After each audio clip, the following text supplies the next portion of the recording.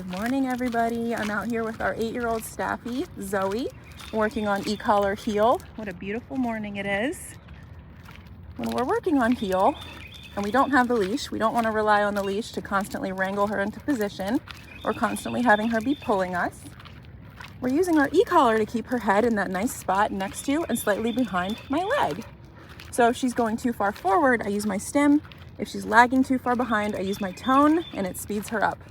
We want to keep her in that nice, perfect spot next to and a little bit behind my leg. So she's following me. Look at that nice shadow. You can really see the follow. I'm going to tap my tone a couple times and you see how it speeds her up. Now what happens when I stop? Good girl. Look at that nice auto sit. Good. Now let's work on the opposite of the movement, which is the stay. Stay. I like to use a clear verbal stay paired with a hand signal. Stay is literally half of our entire program. A stay is very important. I always say you need 2 things to live with your dog peacefully and harmoniously. And it's number 1, a way to get them to you, a recall, and move with you, a heel. And number 2, you need a stay, a way to keep them stationary no matter what, whether that's sit down or place. Now we really proof this to make it reliable in the real world, so it's not shaky and she's not breaking for a leaf that goes by. Okay, now no, stay. Good girl. Look how she uses the down as that coping skill, because stay was so difficult for her when she first got here. Like Josh said, if her owner could get her to stay on a bed, she wouldn't be here, because that was the source of all the problems in the house. But she could not get her to stay on a bed. So we worked really hard on her stay, meaning if I tell you to stay, it means stay until you're either released or given another command. So she caught herself there making a mistake and put herself in the down. That is a direct result of all the work we've done. Good girl, and I'm gonna praise that. That's my baby girl. Good job. Okay, so her no, stay. Every time I'm saying no, I am clicking my collar to back myself up. All right, that stay is something that's going to need to be continued to be worked on, because she's had 8 years of not staying, not having to listen, and all of a sudden we're trying to take those freedoms away from her and teach her to do something new. And that's hard at 8 years old. It's not impossible, it just requires more practice. All right, let's try a recall here. So the recall is obviously getting your dog to you. We train with the tone.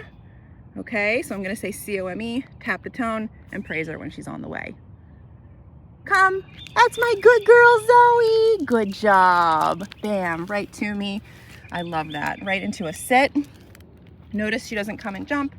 She's not going past me. She doesn't get halfway and walk away again. She comes and stays. Good. Now, since that stay was so difficult for her, let's keep practicing it. Stay. Good. It's a balance here of praising her when she's doing the right thing, but there also has to be the flip side where if she breaks the command early, there has to be a way to correct and say no. That she cares about. Zoe, down. Good. That was hard for her when we first started. Down in general was hard, but down at a distance outside was extremely difficult for her. But as you can see, we've been practicing. Okay? No. I said no when I clicked. When I said no, I clicked. The whining is a complaint about her current situation, right? She wants to be free. She wants to be moving around. Good girl. So we're just going to be consistent with correcting those whines and they'll go away. So we've talked about her heel, her sit stay, her down stay, her recall. Let's show you her release. Break. Good girl.